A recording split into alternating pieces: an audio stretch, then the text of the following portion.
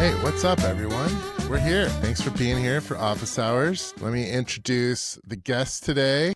Hey, we made it on, man. And then here's Brandon. What's up, Brandon? Hey guys, how's it going? I'm good. How are you? Doing pretty good. I like that Brandon has his airline headset on today, but I don't think your audio's coming through. Yeah. It's coming through this other mic. Oh, look at you with your little mic. Okay. I like that.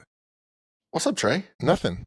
All right. Well, so Brandon, everyone's met Ben before. Ben, I like the new studio look. That looks good. Well, look, we have to set the stage for what's happening today because Audion is, we're 110%ers and it's 110% today around here. And so there's like training going on right now in the bullpen. We have a broadcast this morning and they're like, oh, we got to get on with Trae. And so we're scrambling to like set up because we're still in the studio build.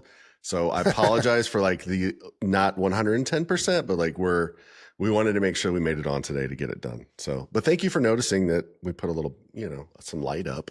I know. I love that. All right. And then we have someone we haven't met before, but who works at Audion. Brandon, what's going on? Hey, how's it going? See, I got two mics. I can do this. This is just a dummy mic. And then the real mic is right here because we got tons of mics here at Audion just waiting to be used. Okay. I love it. Do you want to give us a quick introduction to who you are and how you ended up at Audion, or, who are you? Who are you, sir? Well, I'm still trying to figure that out, but I've been working in video production for 30 years. And I don't know, I guess right now I'm an executive producer and I help put on the shows we do here, help organize it, help execute it, help get the right people involved and make sure that we, from start to finish, that we deliver what we're intending for our clients and that everybody's pleased at the end. Okay. I remember getting my first non-linear editing station and I had a Miro capture card and I thought it was the coolest thing. I could take the video. And before that we were doing a lot of linear editing or film editing. And I should mention that we did film transfers together 25 years ago. That's true. And at a place that no longer exists. I know. And stuff's come a long way. It's just, I feel like people get into it now. They probably think that some of the things that we went through in the trials we did were like easy or archaic or like, why would you do it that way? Yeah. But that's all easy to say in hindsight. Like back then we were transferring from in the video, like the digital video realm, we were doing a lot of linear editing, which basically means lining up your sources, playing them back in real time, making cuts in real time. And that Miro desktop capture card I got was the first time I could capture video, store it on a hard drive, and then trim it as I wanted to. Instead of the two VCRs that you had that you were just cutting. Yeah, or multiple sources with a recorder at the end. And that was a big leap. Yeah, so, did you, like, I remember the first videos I edited, I didn't actually edit. I would edit while I was shooting. You'd be like, okay, I want to do this scene and then this scene. Yeah, it's very... you have to be thoughtful about what you're doing. I mean, in a different way now. I mean, that's my gripe with DPs now is they're like, fix it in post, or like, don't worry about these settings. Like, we'll dial it in later. And that's hard as a producer or a director. If you're, or the client too, if you're watching something, you're like, okay, well, it doesn't look right now, but it's going to look better later. And I think that's difficult sometimes to see the vision or to make sure that what you're filming or producing is to the vision that you've outlined. Trae, before we get like super deep into data storage and recovery and stuff, I want to get Brandon to talk a little bit about like file structure and storage, because that is something that I was never, until we were kind of all together and doing this all together. It's still a big weak thing for me, even with just basic stuff, much less video files. But Brandon's over the years has developed a really good system for offloading files, storing files, recalling files, and then even so far as to tape backup. I mean, you're still pushing stuff to tape at some point, right? Archiving is definitely a whole field of data storage that is often overlooked. That's very important, especially in running a small, medium, or a large scale business. I think large business can afford to deploy a larger data storage system or have professionals in-house that only do data storage. And of course, as a small company, you have to be pretty nimble and you have to do a lot of those things in-house or wear a lot of hats. But to like going back to 30 years is that first time you're capturing footage and you're storing it on the computer, you start to realize that it is a totally different realm of workflow. And all of a sudden, instead of having your media on tapes, which at that time you still had tapes, and we're talking about tape backup here, but you were, instead of storing a file structure, you were storing digital media in whatever format that was, DV, or in the case of the mirror card, it was storing onto the computer, onto a file, and you realize that hard drive, you maybe had like 100 gigabyte hard drive or something like that, something super small, and it would get filled up real quick.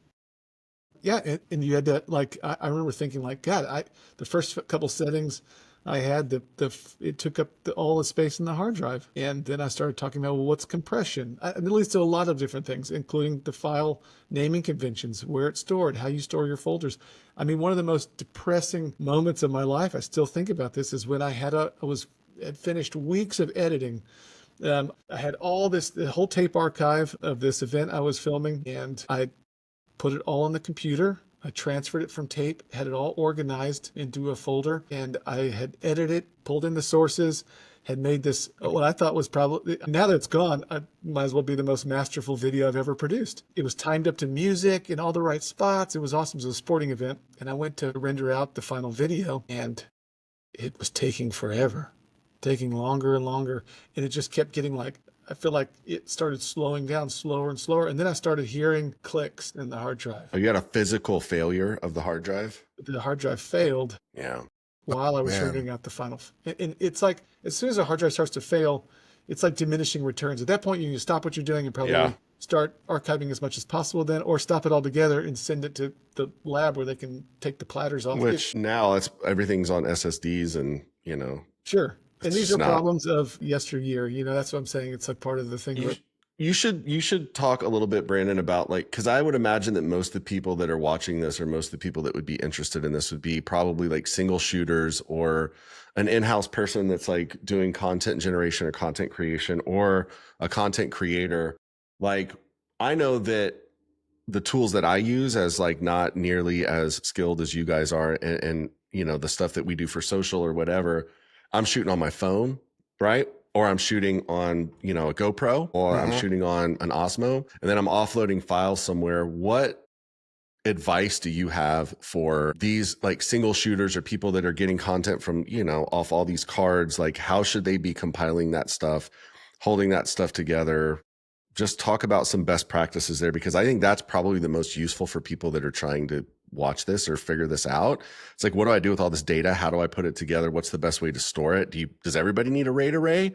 Can people just have a couple of hard drives loose? Like, do you back up to the cloud? Like, what do you think is the best thing to do if you're a single shooter out there doing that kind of content? Well, I think that there's a lot of answers to that question. I would say the difficulty now is, and it will be increasingly difficult, I feel like, is having ownership of your files. Most platforms want to push you, and for ease of use, to cloud storage, which I think for most things is an amazing, advent in working in project management, is that you can be collaborative, you can share files real easily. The downside of that, of course, is that somebody else has control of your files. And I have a big problem with that. Of course, I'm talking about going back 30 years and having these hard drives crash. That's not as much a problem anymore. But what is a problem is figuring out where all your files for a project are, how to organize all your files. Now you can shoot a video with your phone really easily, and it looks amazing. That video is probably backed up to Apple servers or Google servers, and then it's stored by usually naming convention that they've pre-described, or in folders where you may not know where it's stored. It's maybe just on your phone, and you got to figure out a way to pull that into a project. And there's ways of editing on your phone now and delivering really easy, but from start to finish, you may never actually know where your files are. And that's not problematic if you're like just doing cool projects for fun or showing to your friends, but at a professional level, it becomes well, for client recall, I mean, Trae, you see this all the time. When you go to update sizzle reels for clients, they'll ask you for something that we shot 3 projects ago, and you've got to go find that data, right? Yeah, for sure. Well, It is everywhere. But yeah, I think what I would want to say is like, what's best practice if you're out in the field and you're doing a shoot? Like, let's say you're doing a single camera shoot. It's just sort of a commercial type shoot where you're showcasing something. Like, what would you recommend for backing up footage in that case, or sure. Well, offloading footage? on a commercial shoot too, you especially now because we've moved from tape to digital media. Now it's cloud storage for some phones, but for on a professional shoot, you'll have higher end cameras, and they're recording. You pull out of the kind of prosumer level or even the consumer level, and you're using equipment and you're using data storage at a greater at a kind of a higher level.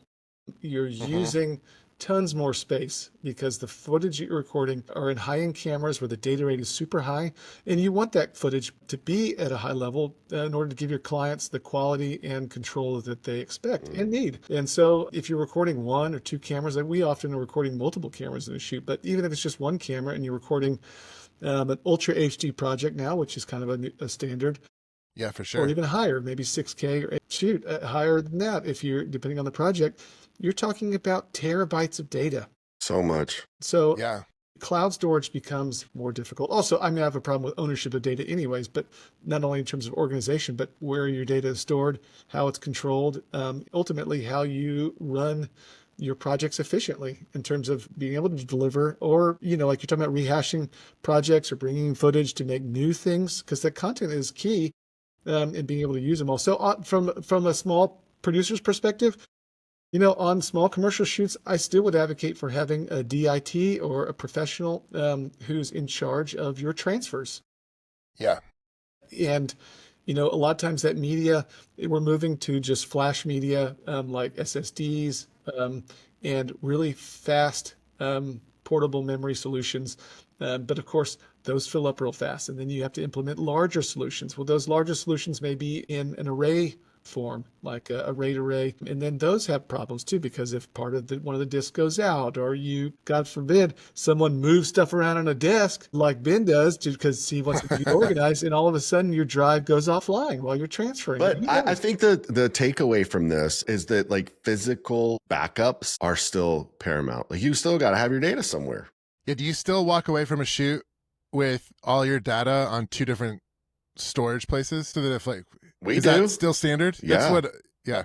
Yeah, I think by the time after the shoot, I feel like redundancy is key too. We've never lost a project. We've never completely lost, you know, we've had to use backups because So of one. I think that needs to be repeated, because you're talking about 20 years, 2006, I guess, ish.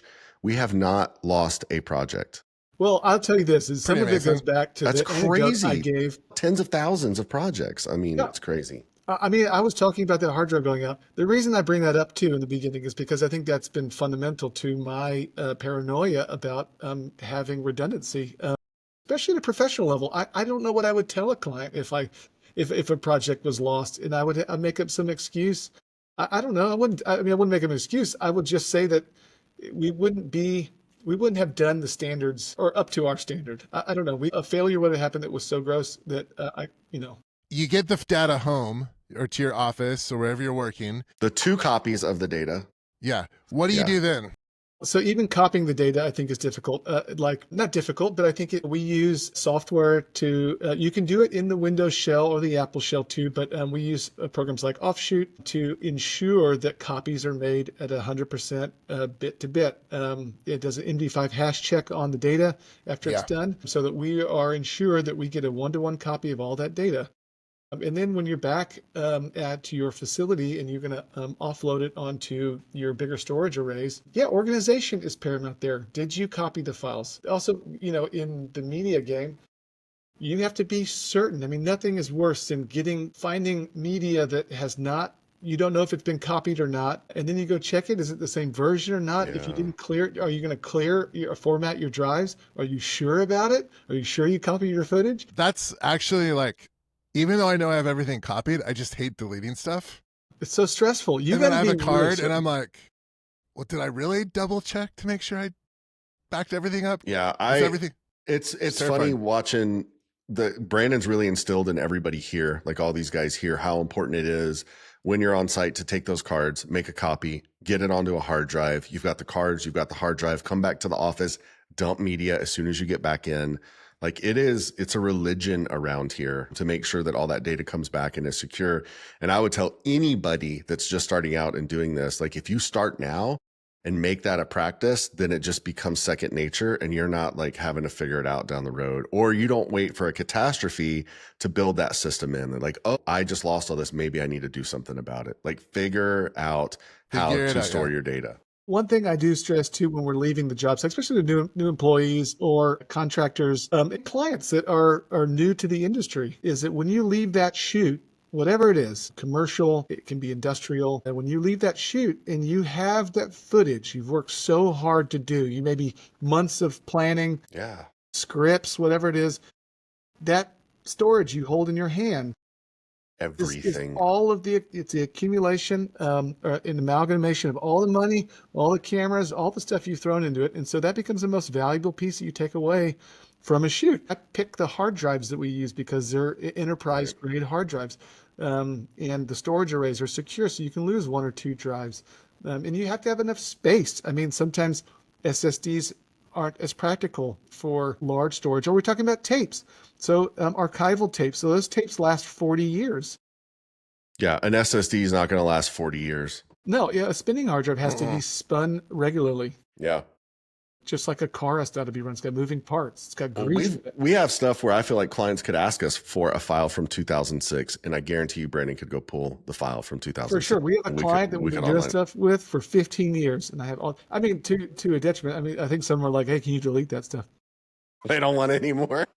You know, but because the technology's changed too, but I want to be able to have that flexibility for our clients. Also, it allows us to have this breadth of data, and to be able to pull together like the way that some of our clients have changed over the years, and to make new projects with all that stuff. I love having access to the old files. Well, I will tell you, it's become part of my sales pitch, you know, and Trae, I think I said this, you know, when we were talking about something else, that like, when I go in to talk to clients, I tell them that, you know, we maintain this data in perpetuity and that we've got it. And if you need it, what I think that a lot of people are looking at is a lot of these AI tools. And I don't want to get into them today because we don't rely on those very heavily here.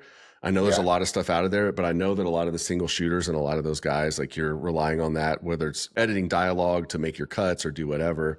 But next week, there's somebody I want to get on, and I just want to put a plug for that. That's been an editor for 20 years out in LA that does nothing but reality TV and deals with tons of dialogue and tons of clips and tons of stuff. And so he's going to kind of help us get into some of that stuff about some of the AI tools.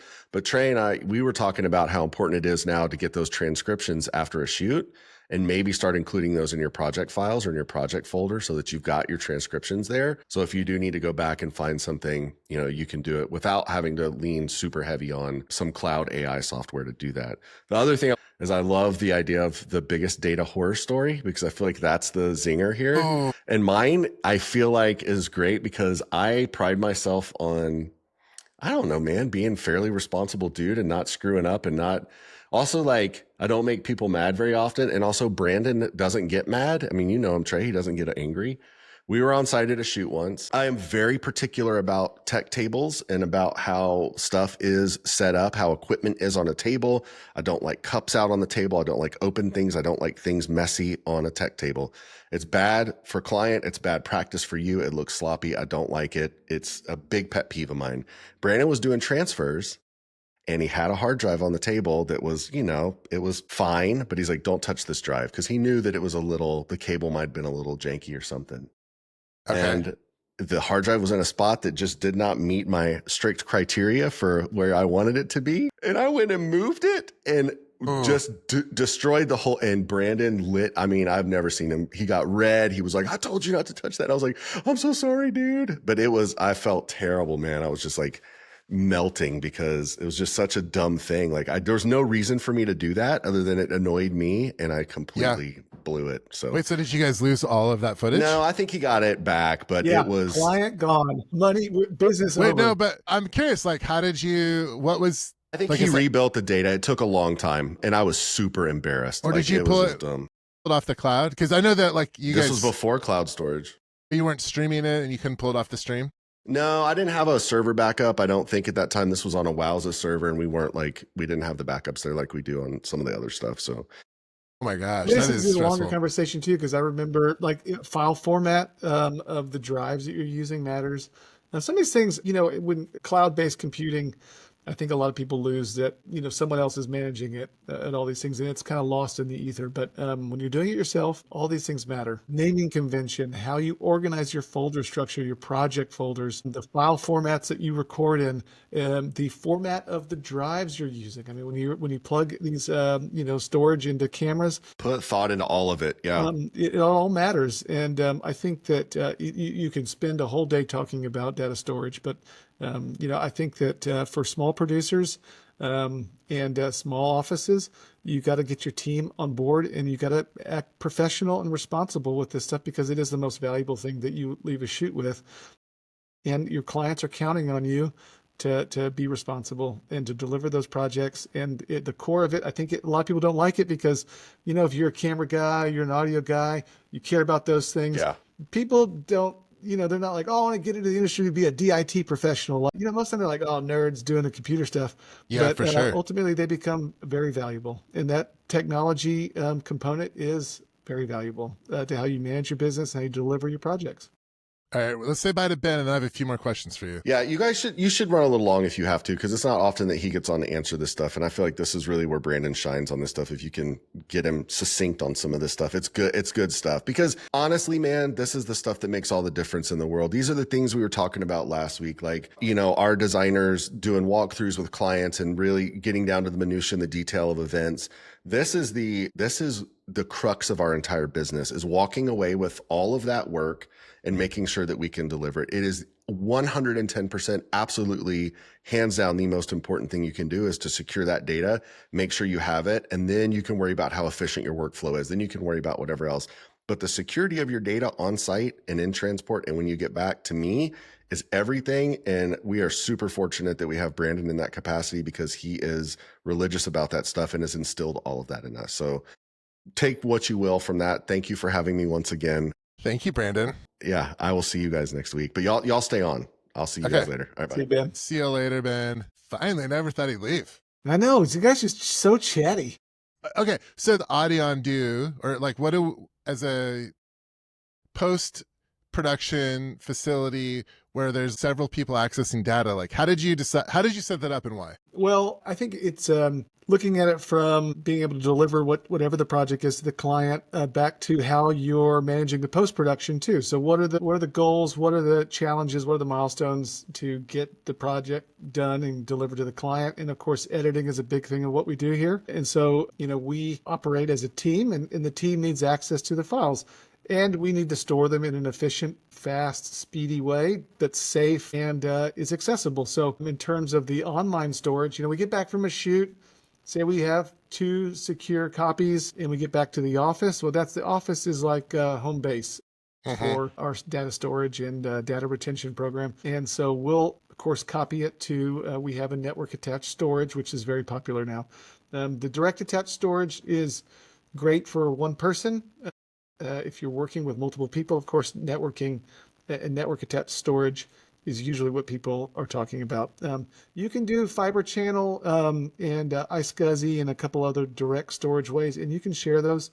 We use a Samba-based network here, and we access files cross-platform, usually on a PC or a Mac, from the storage array. And so we'll get back, we'll dump storage to the RAID array. The RAID array is backed up itself, and the RAID is a double redundancy RAID array, and where it's you can lose up to 2 drives before you start losing data. And the way a RAID works is your data spread across multiple hard drives. Can be dozens, can be hundreds, and you're sharing the speed and capacity of all those drives.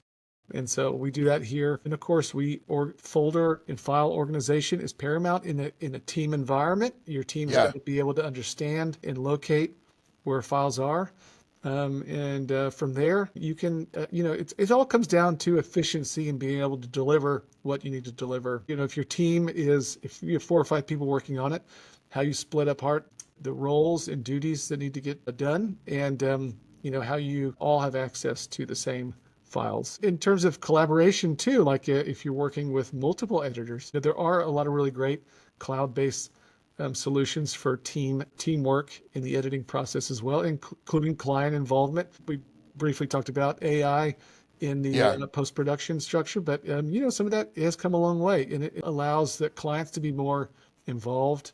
I mean, I always like, especially with the stuff that we do, involving the clients as much as possible, because I want them to get what they're expecting. And, they rely on us for a lot of things. And some of the times they'll say, I don't know, what do you suggest? But a lot of times they are opinionated, or they know their field, whatever we're producing, because we produce videos for myriad fields, or professions. Sometimes, like if we're doing something for an engineering group, I don't know the details of the engineering. I need their input on. Yeah, they need to watch it to let us know like what's important. Yeah. I can tell them the best way to deliver it, or if a script read was good, or if it sounds off. But in terms of like if it gets, especially with corporate or industrial film and video, that content, we have to produce so much footage and so many videos that we don't really understand the content very well.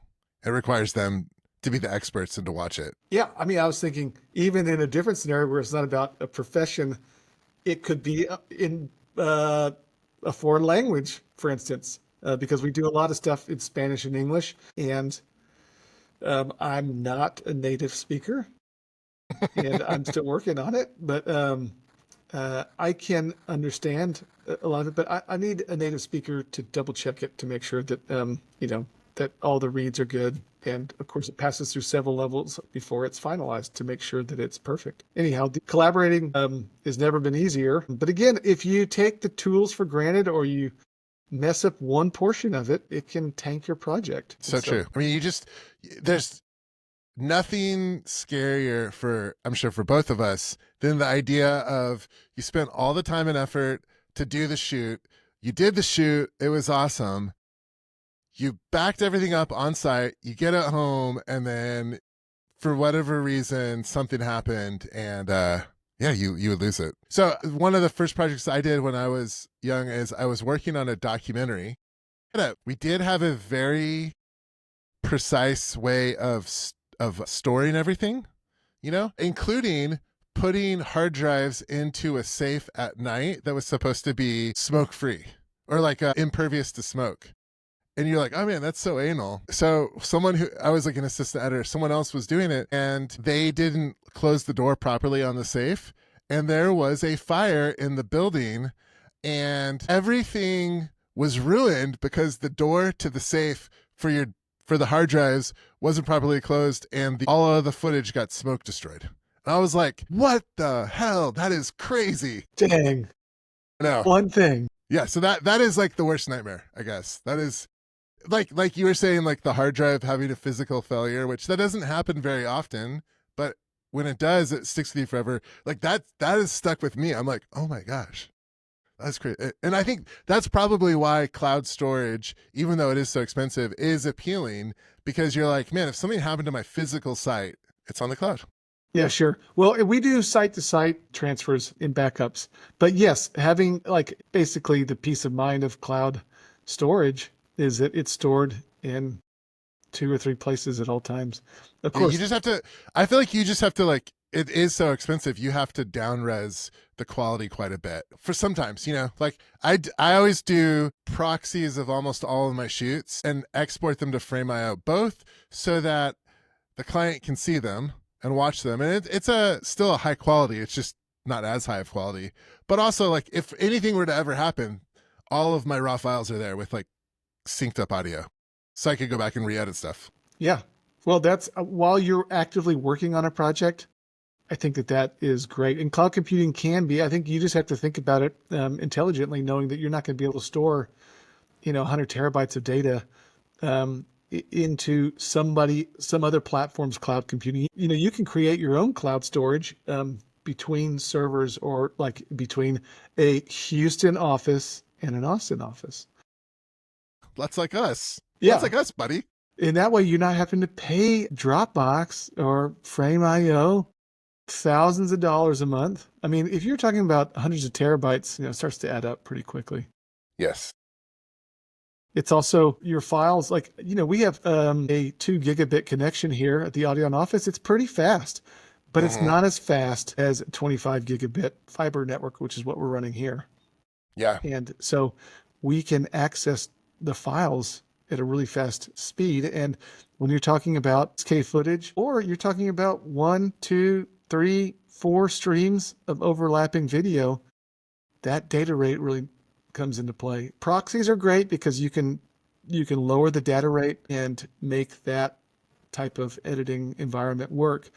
But that as fast as the internet is, it's still going to be problematic if you have 100 terabytes stored online and you're trying to access a lot of it in one project. I mean, if you're shooting 6K video and you have 3 cameras up rolling at in a RAW format or a 444 QuickTime format, you're taking up just so much space, and if you're editing that and you're drawing in 4 streams at once, a cloud-based, you're not going to you'll use those proxy files and you'll have to compress them into a data rate that makes sense.